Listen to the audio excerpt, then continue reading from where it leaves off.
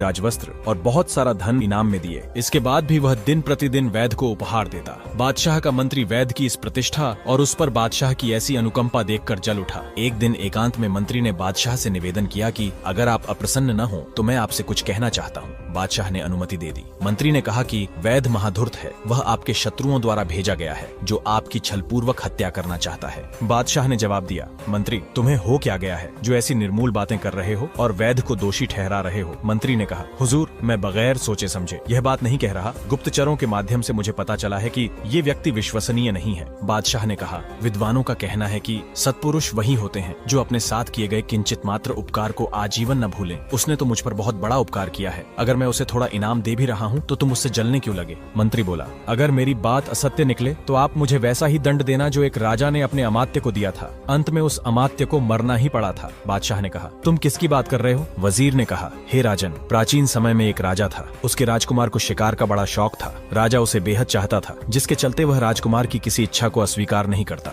एक दिन राजकुमार ने शिकार पर जाना चाहा। राजा ने अपने अमात्य को बुलाकर कहा कि तुम राजकुमार के साथ शिकार पर जाओ, तुम्हें सभी रास्ते मालूम है, इसलिए एक क्षण के लिए भी राजकुमार का साथ न छोड़ना। राजकुमार अमात्य और कई अन्य लोगों को साथ लेकर आखेट के लिए निकल पड़ा। तभी राजकुमार को एक बारहसिंघा दिखाई दिया। राजकुमार ने अपना घोड़ा उसके पीछे लगा दिया। अमात्य ने सोचा कि राजकुमार का घोड़ा तेज है और शीघ्र ही बारहसिंघे को मार लिया जाएगा, इसलिए उसने अपना घोड़ा धीरे कर लिया, परंतु बारहसिंघा दौड़ता ही रहा। काफी दूरी तय करने के उपरांत बारहसिंघा राजकुमार की आंखों से ओझल हो गया। तभी उसने चाहा कि वापस अपने अमात्य और अन्य शिकारी साथियों से जा मिले, लेकिन वह रास्ता भटक गया। उसने देखा कि एक डरावने पेड़ के नीचे एक स्त्री बैठी विलाप। राजकुमार ने अपने घोड़े को रोका और स्त्री से पूछा कि तुम क्यों रो रही हो। स्त्री ने बताया कि मैं तक्षशिला देश की राजकुमारी हूँ। मैं किसी विशेष प्रयोजन से अपने घोड़े पर सवार होकर जंगल से जा रही थी कि तभी मुझे नींद आ गई और मैं घोड़े से गिर पड़ी और मेरा घोड़ा भी जंगल में कहीं भाग गया। राजकुमार को उस पर दया आ गई। वह उसे अपने साथ लेकर स्त्री की राजधानी की तरफ निकल पड़ा कि तभी एक डरावने वृक्ष के पास पहुंचकर स्त्री ने पुकार कर कहा, बच्चों प्रसन्न हो जाओ, मैं तुम्हारे लिए भोजन लाई हूँ। जवाब में आवाज आई, अम्मा कहाँ है भोजन, हमें जल्दी से दे, हम बहुत भूखे हैं। इतना सुनते ही राजकुमार घबरा गया। वह समझ गया कि यह स्त्री नरभक्षी वनवासियों की जाति की है और मुझे मार खाने के लिए यहाँ धोखे से लाई है। तभी राजकुमार तुरंत घोड़े पर बैठा और भागने ही वाला था कि स्त्री ने देखा शिकार हाथ से जा रहा है। स्त्री पलटकर कहने लगी, तुम परेशान क्यों हो, ये तो तुम्हारे साथ मजाक हो रहा था, तुम्हें सफर की थकान है, आओ थोड़ी देर आराम कर लो। राजकुमार को समझ न आया कि वह स्त्री पर विश्वास करे या न करे। उसने अपने दोनों हाथ उठाकर कहा, हे भगवान, यदि तू सर्वशक्तिमान है तो मुझे इस विपत्ति से बचा और मुझे मेरा मार्ग दिखा। उसके इतना कहते ही नरभक्षी स्त्री जंगल में गायब हो गई और कुछ ही देर में राजकुमार को अपना मार्ग भी मिल गया। वह अपने महल जा पहुंचा और उसने अपने पिता को संपूर्ण वृत्तांत कह सुनाया। राजा इस बात से इतना क्रोधित हुआ कि उसने अमात्य का वध करवा डाला। मंत्री बादशाह को यह किस्सा सुनाकर बोला,